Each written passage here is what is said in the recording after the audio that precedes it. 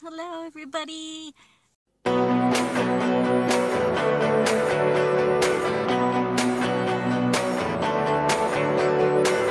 I'm in the parking lot of King Soopers. My mom is getting some food for my sister.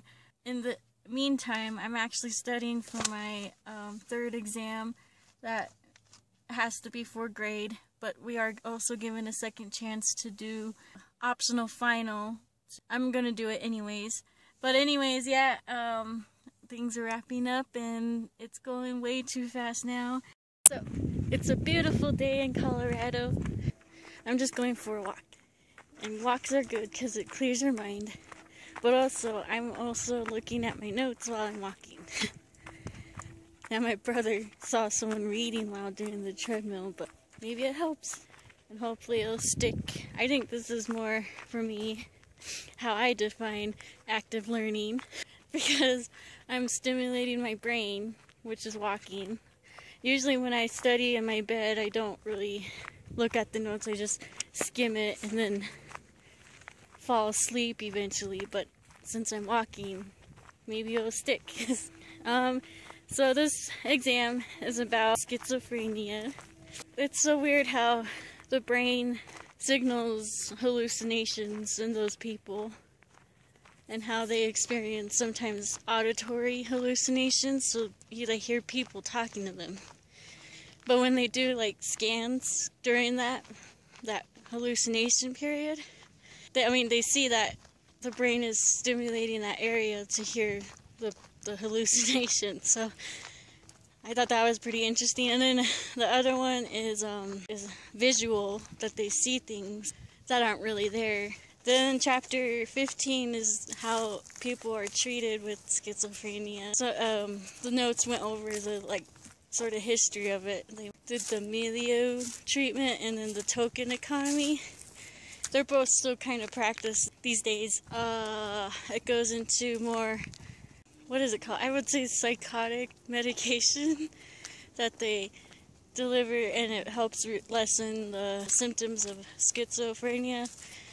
But then also the notes went into the different kinds. So the earlier periods were more effective but had more side effects. I was talking on her phone, but I thought she was talking to me. I felt embarrassed when I was agreeing to her. But the next chapter that we're looking at is look at this water. It's such a nice day. I hope it's like this next week so that people from the reservation can drive up here. But yeah, the next chapter is personality disorders. And it's best to say not to say normal versus the abnormal. But it's best to avoid that kind of language because we all have some kind of problem. What sounds? It's someone fixing the roof. This is really hard. Here I'm walking. I'm trying to record myself, and here I'm trying to discuss to you about things that I'm not familiar with, but I have to be because I have an exam tomorrow. And you probably say, oh, she doesn't know what she's talking about. She's gonna fail. But at least I am pointing out my lack of knowledge here. And then finally, the last chapter will be, oh no, actually there's two more. There's childhood disorders, and then there's the disorders that run for elder people. But the view is nice. It's just a very beautiful day. I'll skim you around. Hold on. We'll take it. I have to go across this.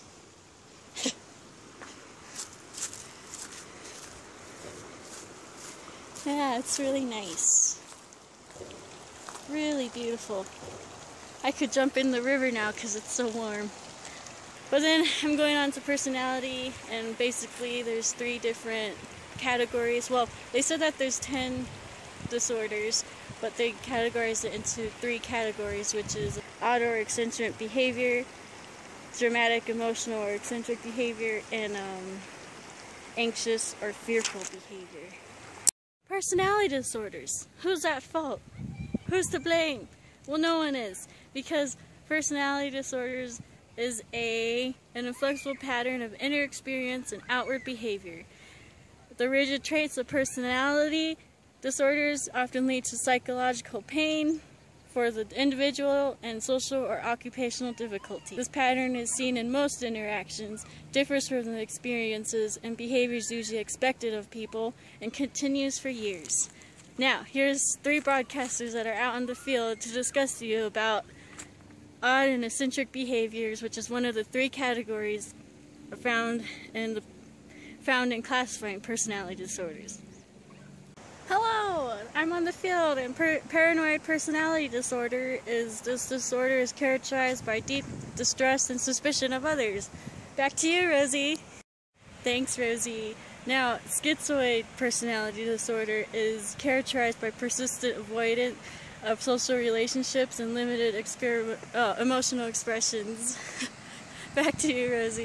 Hi, Rosie. I'm standing here on this beautiful waterfall area, and I'm going to discuss to you guys about schizotypal personality disorder.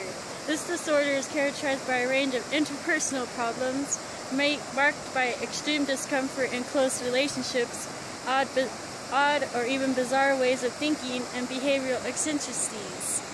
Back to you, Rosie.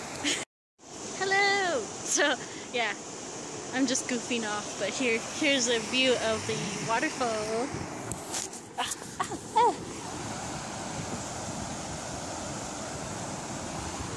One time I was crossing that thing and I saw a snake swim away. So yes, I'm walking back home because I had enough of probably goofing around, but I think that most of the information would stick to me. But now I have to get back and then drive my mom to the elders dinner, which I'm really excited.